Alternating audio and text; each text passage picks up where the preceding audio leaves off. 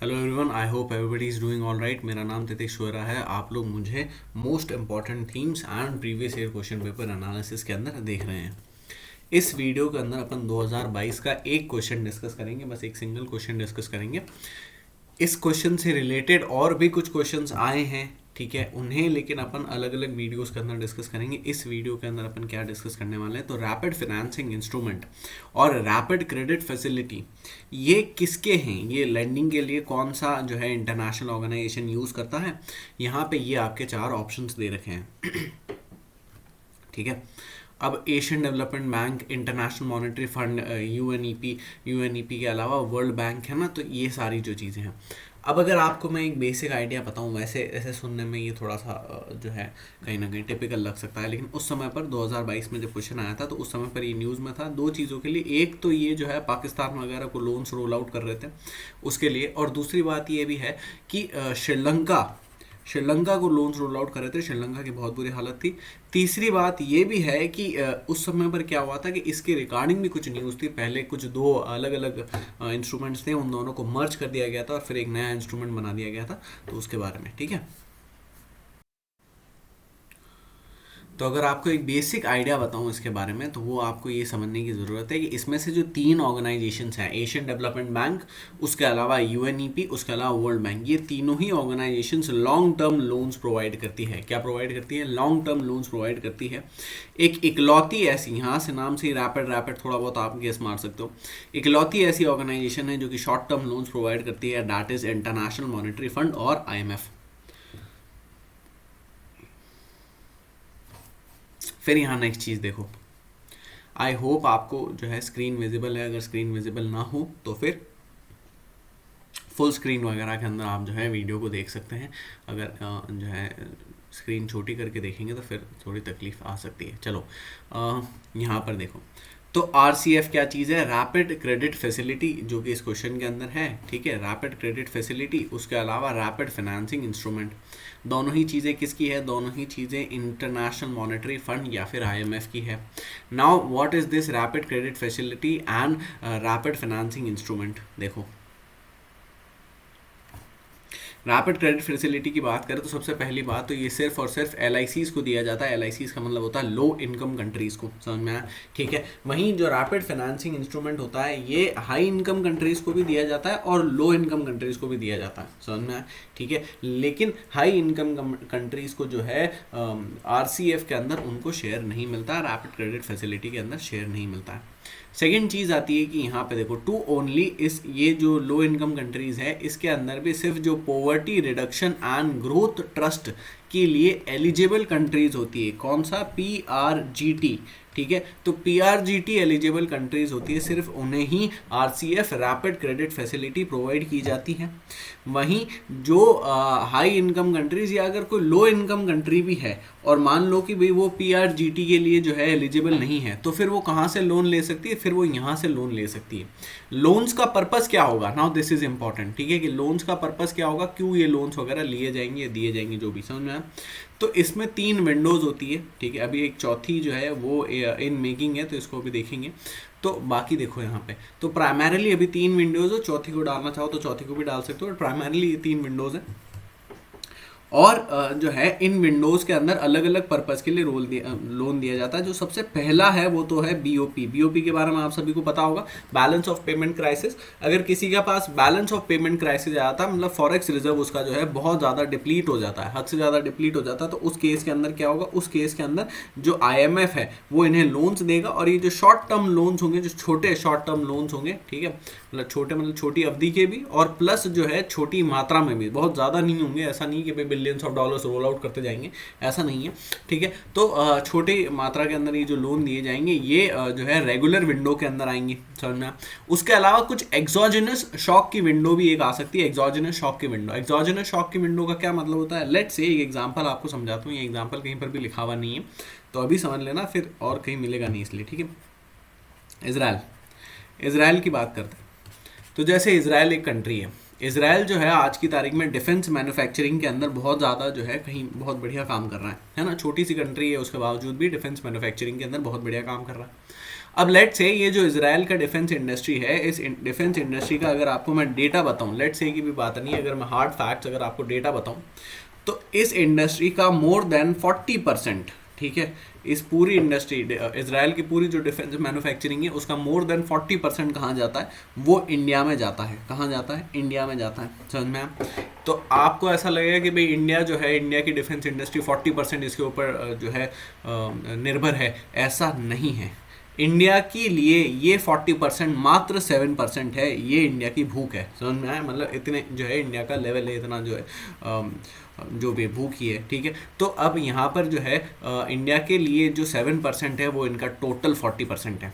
समझ में आया? ठीक है। तो अपने लिए 7% कोई ठीक है, बड़ी बात है, लेकिन ऐसा नहीं है कि भाई बहुत ज़्यादा बड़ी बात है ना। अपन धीरे धीरे फेज आउट कर सकते हैं, है ना, 7% को।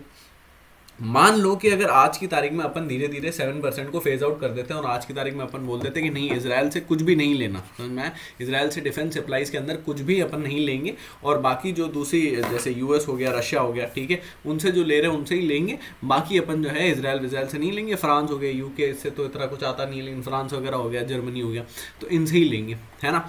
अब इस सिनेरियो के अंदर क्या होगा? इस सिनेरियो के अंदर रातों रात जो है इजराइल कहीं ना कहीं क्राइसिस वाली सिचुएशन के अंदर चला जाएगा, ठीक है। मल्टीपल, खाली डिफेंस इंडस्ट्री नहीं बल्कि मल्टीपल इंडस्ट्रीज एक साथ जो है वहां पर फेल होनी शुरू हो जाएगी। और ऐसा क्यों होगा? क्योंकि उसकी टोटल एक पूरी की पूरी इंडस्ट्री, ना डिफेंस इंडस्ट्री कोई छोटी इंडस्ट्री नहीं होती, बहुत ज़्यादा बड़ी लाखों करोड़ों की इंडस्ट्री होती है। उस लाखों करोड़ों की इंडस्ट्री के अंदर 40% का लॉस लग जाना, 40% इज लॉट, समझ में आया?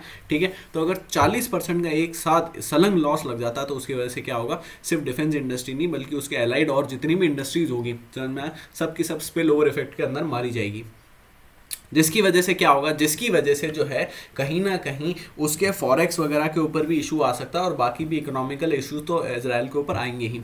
तो ऐसे सिनेरियो को क्या बोलेंगे? ऐसे सिनेरियो को कहा जाएगा एक्सोजेनस शॉक। समझ में आया? एक्सोजेनस शॉक का मतलब होता है किसी बाहरी सिनेरियो से क्रिएट होने वाला कोई शॉक, समझ में आया? जैसे रशिया यूक्रेन वॉर। अब लेट से कोई कंट्री है, छोटी सी कंट्री, उसकी पूरी पूरी एंटायर इकोनॉमी रशिया के ऊपर ही डिपेंडेंट है, यूक्रेन के ऊपर ही डिपेंडेंट है।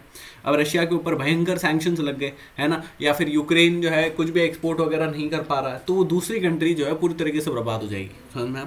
ठीक है, दैट इज एक्सोजेनस शॉक। फिर उसके बाद थर्ड चीज होती है large natural disaster. Large natural disaster क्या चीज होती है? लार्ज नेचुरल डिजास्टर, यहाँ पे सबसे पहली बात नेचुरल के ऊपर फोकस करना है, ये मैन मेड की बात नहीं हो रही, नेचुरल की बात हो रही।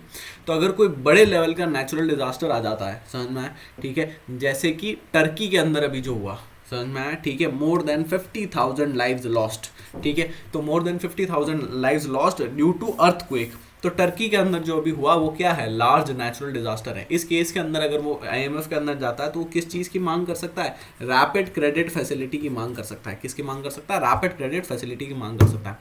फोर्थ चीज़ जो अभी इन द मेकिंग है, अभी तक जो है पूरी तरीके से ये चालू नहीं हुई है, वो है फूड शॉक। फूड शॉक के अंदर क्या चीज़ होती है? किसी भी कारण की वजह से, समझ में, कुछ भी कारण हो सकता है, उस कारण की वजह से अचानक से पूरी कंट्री के अंदर फूड क्राइसिस क्रिएट हो जाता है, भुखमरी वगैरह की सिचुएशन वगैरह आ जाती है, लोगों के पास खाने के लिए नहीं है, और जो प्राइसेस वगैरह अभी हैं वो भी बहुत ज़्यादा हो गए, समझ में। तो उस सिनेरियो के अंदर भी ये मनी रोल आउट करेंगे बाद में, अभी शुरू नहीं हुआ है, समझ में।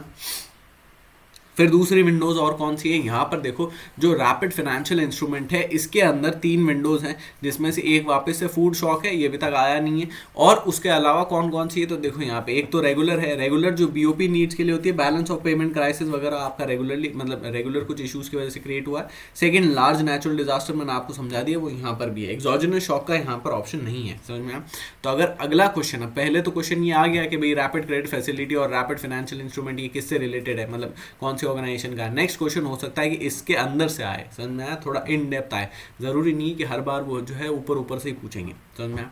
फिर उसके बाद देखते हैं both only where full fledged economic program not necessary. इसके ऊपर बहुत ज़्यादा ध्यान देना, now this is very important.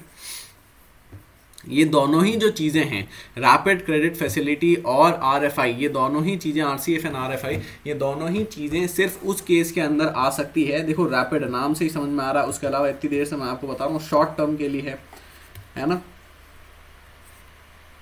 Short term के लिए। उसके अलावा इतनी देर से उसके अलावा और क्या है कि भी शॉर्ट जो है कहीं ना कहीं वैल्यू का है, समझ में आया, शॉर्ट सम है, ठीक है। तो ऐसे केस के अंदर क्या होगा, ऐसे केस के अंदर जो है फुल फ्लेज्ड इकोनॉमिक प्रोग्राम की ज़रूरत नहीं होगी। जैसे अभी पाकिस्तान है तो उसको फुल फ्लेज्ड इकोनॉमिक प्रोग्राम की ज़रूरत है, श्रीलंका है फुल फ्लेज्ड इकोनॉमिक प्रोग्राम की ज़रूरत है ना। उसके अलावा जो इंडिया था तो इंडिया को कब 1991 के अंदर फुल फ्लेज्ड इकोनॉमिक प्रोग्राम की ज़रूरत थी, समझ में आया, ठीक है। तो वो चीज़ है, तो अगर उसकी ज़रूरत ना हो, कुछ छोटे चीज़ से काम हो जाए, या तो वो या फिर फुल फ्लेज्ड जो इकोनॉमिक प्रोग्राम है वो फीजेबल ही ना हो, ठीक है, तो उस केस के अंदर भी ये चीज़ हो सकती है, समझ में आया।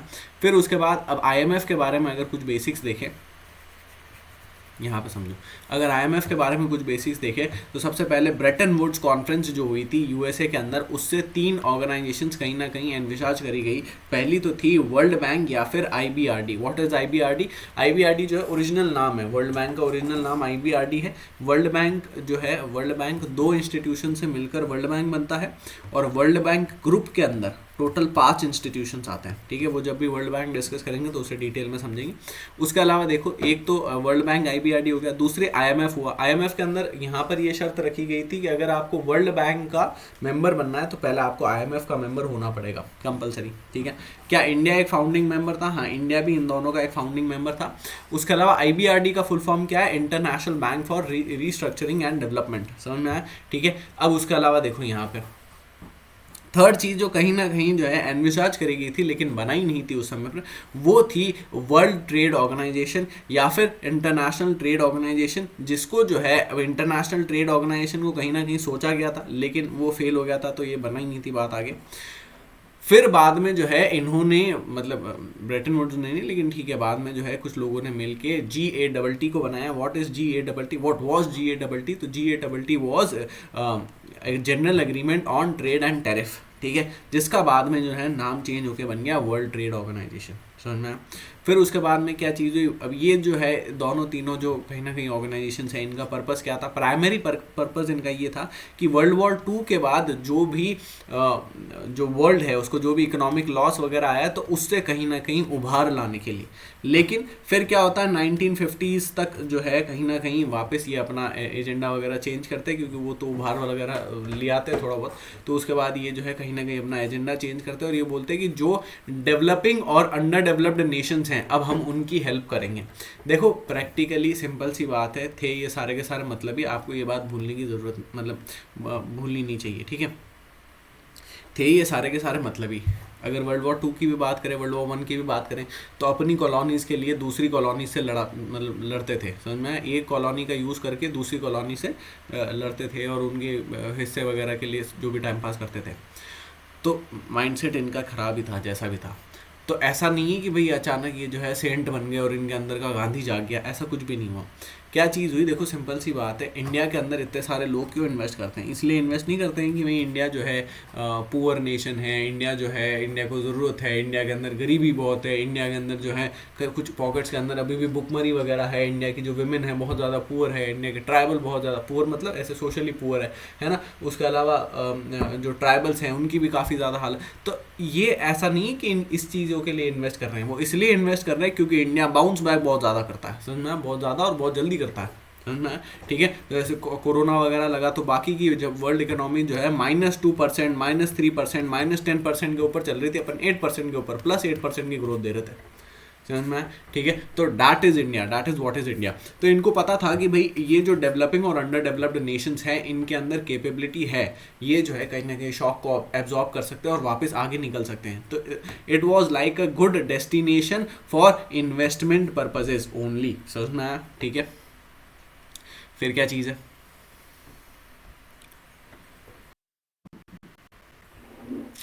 फिर देखो यहाँ पे आईएमएफ वगैरह के बारे में कुछ बेसिक्स दे रखे हैं। इनको आप लोग देख सकते हैं। जैसे आईएमएफ जो है एक पूल ऑफ करेंसीज मेंटेन करता है ना, और इस पूल ऑफ करेंसी जितने भी उनके मेंबर नेशंस होते हैं उन सब का यहाँ पर कहीं ना कहीं उनका पैसा होता है। और उसके अलावा जो है कोई भी नेशन इनमें से किसी भी करेंसी को बोरो कर सकता है। किस चीज़ का यूज़ करके? तो एसडीआर का यूज़ करके। एसडीआर के ऊपर पहले भी क्वेश्चन आ चुके हैं, लेकिन अभी नहीं, बाद में जब है इसको कभी डिटेल के अंदर डिस्कस करेंगे। इस वीडियो के अंदर ज़्यादा एसडीआर के अंदर नहीं घुसेंगे। एसडीआर की फुल फॉर्म अगर मैं आपको बताऊं तो special drawing rights is the full form of SDR. उसके अलावा क्या चीज़ है? Decisions to be passed with 85% majority. इसके बारे में ध्यान रखना, ये इंपॉर्टेंट पार्ट है कि आईएमएफ के अंदर 85% की जो है मेजॉरिटी चाहिए होती है डिसीजन वगैरह पास होने के लिए। और उसमें से उस 85% में से 16.52% तो जो शेयर है वो किसके पास है? सिर्फ यूएस के पास ही है। समझना है? तो अगर जो है यूएसए नहीं चाहे किसी भी आईएमएफ का कोई भी पर्टिकुलर डिसीजन, अगर यूएसए नहीं चाहे कि ऐसा हो या ऐसा ना हो, तो उसी समय उसको वीटो कर सकता है, ब्लॉक कर सकता है और कहानी खत्म हो जाएगी। क्योंकि उसके पास ही 16.52% है, टोटल मेजॉरिटी 85% की चाहिए। समझ में आया? ग्लोबल फाइनेंशियल स्टेबिलिटी रिपोर्ट और वर्ल्ड इकोनॉमिक जो आउटलुक है, ये दोनों रिपोर्ट्स ये लेकर आता है आईएमएफ, तो इनको आप देख सकते हो। Global financial stability report and world economic outlook, ठीक है। You need to remember these, किसी को भी भूलना मत। समझ में आया? अभी तक अपन ने क्या क्या पढ़ा, फटाफट एक बार रिवाइज करेंगे। सबसे पहले अपन ने रैपिड क्रेडिट फैसिलिटी और रैपिड फाइनेंसिंग इंस्ट्रूमेंट के बारे में देखा। ये दोनों ही जो इंस्ट्रूमेंट्स हैं किसके हैं? आईएमएफ के हैं। उसके अलावा अपन ने क्या देखा? उसके अलावा अपन ने देखा कि ये जो रैपिड क्रेडिट फैसिलिटी है ये लो इनकम कंट्रीज़ को दिया जाता है। यहाँ पर लो इनकम कंट्रीज़ को भी दिया जा सकता है और हाई इनकम कंट्रीज़ को भी दिया जा सकता है। उसके अलावा लो इनकम कंट्रीज़ के अंदर भी जो PRTG एलिजिबल कंट्रीज़ होती है, सिर्फ उन्हें ये चीज़ जो है प्रोवाइडेड होती है। समझ में आया? यहाँ पर PRTG की ज़रूरत नहीं है, ऑल्दो उन्हें जो है कहीं ना कहीं वो दिया जाता है, ठीक है, प्रेफरेंस। ठीक है, अगर कोई PRTG कंट्री है और वो RFI के अंदर आता है तो उसे यहाँ पर भी प्रेफरेंस मिलेगा। समझ में आया?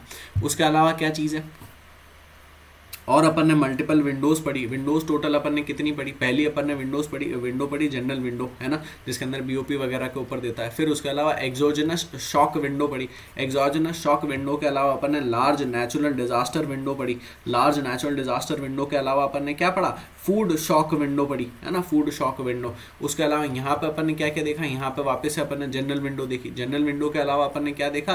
जो है एक्सोजेनस शॉक विंडो देखी। एक्सोजेनस शॉक विंडो के अलावा फूड शॉक विंडो देखी, है ना। समझ में आया? ठीक है। उसके अलावा क्या चीज़ है? और अपन ने आईएमएफ के बारे में कुछ बेसिक पढ़ा। आईएमएफ जो है कहाँ से निकला है? ब्रेटन वुड्स कॉन्फ्रेंस या फिर ब्रेटन वुड्स जो है ट्विंस कहा जाता है इन दोनों को। किसको? आईएमएफ और वर्ल्ड बैंक को। समझ में? वर्ल्ड बैंक की अगर बात करें तो IBRD से, जो इसका ओरिजिनल नेम IBRD है, और आईएमएफ जो है आईएमएफ जो है अपन भी उसके एक मेंबर नेशन है। ये एक पूल ऑफ करेंसीज मेंटेन करता है जितने भी इसके मेंबर नेशंस होते हैं उनकी, जिसके अंदर 85% वोटिंग शेयर चाहिए होता है किसी भी डिसीजन के लिए, और 16.52% वोटिंग शेयर सिर्फ किसके पास है? सिर्फ यूएसए के पास ही है। उसके अलावा अगर आपको इन पूल ऑफ करेंसीज के अंदर से कुछ भी जो है करेंसी वगैरह बोरो करनी है तो उसके लिए आपको जो है एसडीआर का यूज़ करना पड़ेगा। एसडीआर के द्वारा ये चीज़ हो सकती है। एसडीआर के अंदर मल्टीपल अलग अलग करेंसीज होती है, उनको जोड़ा जाता है। इसके ऊपर एक क्वेश्चन आया था कि अभी रिसेंटली किस करेंसी को जोड़ा गया, तो रेन मिन भी थे, ठीक है, मतलब चाइनीज़ युआन, ठीक है। फिर उसके अलावा क्या चीज़ है? एसडीआर वगैरह ये सब चीज़ें हो गई, है ना। Global financial stability report and world economic outlook, ये दो जो है यहाँ पर ये रिपोर्ट्स लेकर आता है। अच्छा, ये दोनों ही जो हैं RCF और RFI, ये दोनों ही जो चीज़ें हैं ये सिर्फ उस केस के अंदर आ सकती है अगर एक फुल फ्लेज्ड इकोनॉमिक प्रोग्राम की या तो ज़रूरत नहीं है या फिर फीजेबल नहीं है। समझ में आया? ठीक है। आई होप ये वीडियो आपको अच्छा लगा हो। अगर ये वीडियो आपको अच्छा लगे तो वीडियो को लाइक करना ना भूलें, चैनल को सब्सक्राइब करें, ज़्यादा से ज़्यादा दोस्तों को शेयर करें। कुछ भी कमेंट है, डाउट है, क्वेश्चन हैं तो कमेंट सेक्शन के अंदर लिख सकते हैं। Thank you.